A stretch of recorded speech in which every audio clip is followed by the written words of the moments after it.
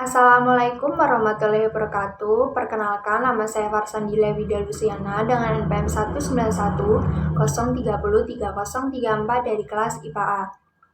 Di sini saya akan menyampaikan video pembelajaran IPA terpadu terkait lapisan bumi dan bencananya. Pada materi ini terdapat KD dan indikator pembelajaran yang dapat dilihat di gambar.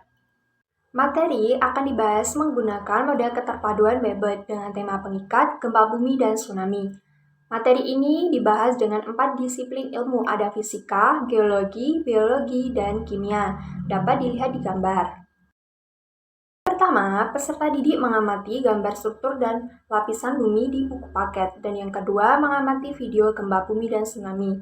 Lalu mereka membentuk kelompok untuk mendiskusikan beberapa arahan dari guru mengenai gempa bumi dan tsunami. Materi yang pertama ada struktur dan lapisan bumi. Struktur bumi terdiri dari kerak bumi, mantel bumi, dan inti bumi. Sedangkan bumi memiliki komponen utama yaitu atmosfer, litosfer, dan hidrosfer. Inti bumi merupakan bagian terdalam yang berupa material cair bertekanan sangat tinggi. Yang kedua ada mantel bumi yang merupakan lapisan selimut, terdiri dari lapisan litosfer, astenosfer, dan mesosfer. Yang ketiga, lapisan kerak bumi merupakan lapisan terluar bumi yang merupakan tempat makhluk hidup yang ada di bumi. Komponen bumi ada atmosfer, merupakan lapisan bumi yang berupa uap. Lapisan ini memiliki lapisan atas dan lapisan bawah. Yang kedua, litosfer merupakan lapisan bumi yang berupa padatan yang membentuk kerak bumi. Yang ketiga, hidrosfer merupakan lapisan bumi yang berupa air dari laut, sungai, dan danau. Materi yang kedua, terjadinya gempa bumi dan tsunami. Ada lempeng bumi. Di bumi terdapat beberapa lempeng yang selalu bergerak karena adanya arus konveksi atau panas yang terjadi pada lapisan mantel bumi. Pergerakan lempeng dibedakan menjadi 3, ada konvergen, divergen, dan transform. Proses terjadinya gempa bumi dan tsunami. Gempa bumi adalah getaran yang terjadi di permukaan bumi yang disebabkan oleh pergerakan lempeng bumi. Kemudian terjadi pelepasan energi dari perut bumi secara mendadak. Biasanya peristiwa ini diikuti dengan patahan atau sesar.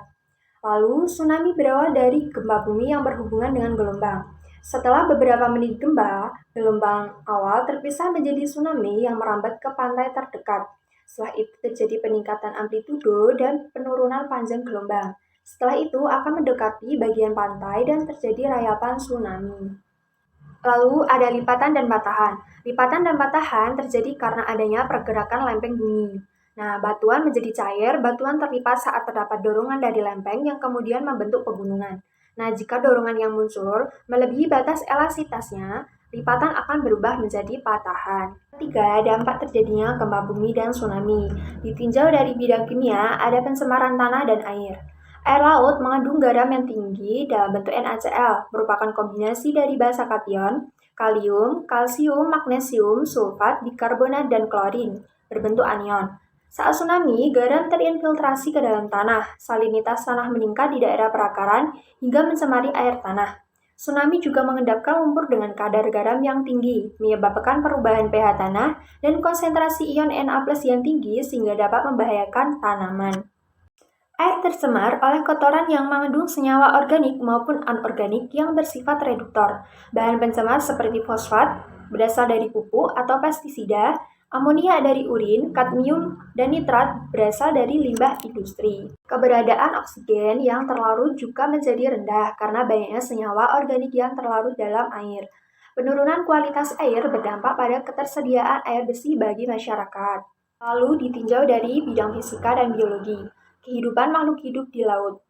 Gelombang yang tinggi menabrak pesisir pantai menghancurkan kehidupan laut serta habitatnya. Terumbu karang yang merupakan rumah bagi banyak spesies ikan dan hewan laut rusak. Hutan bakau dan rumput laut juga hancur. Selain itu, banyak spesies yang menyebar ke habitat baru karena terdampar keluar dari air hingga mengalami kematian. Materi keempat, upaya pengurangan risiko gempa bumi dan tsunami. Yang pertama, pemetaan wilayah rawan gempa. Di gambar merupakan pemetaan wilayah rawan gempa di daerah Yogyakarta dengan warna hijau dengan kerawanan rendah, kuning, sedang, dan merah tinggi. Yang kedua, penanaman pohon bakau atau hutan mangrove. Pohon bakau memiliki perakaran tersusun yang sangat rapat dan tunjang, memiliki kemampuan menangkap sedimen, dan menahan lepasnya partikel tanah dan gempuran gelombang. Oleh karena itu, pohon bakau dapat dijadikan upaya pengurangan risiko terjadinya tsunami. Sekian yang dapat saya sampaikan, kurang lebihnya saya mohon maaf. Wassalamualaikum warahmatullahi wabarakatuh.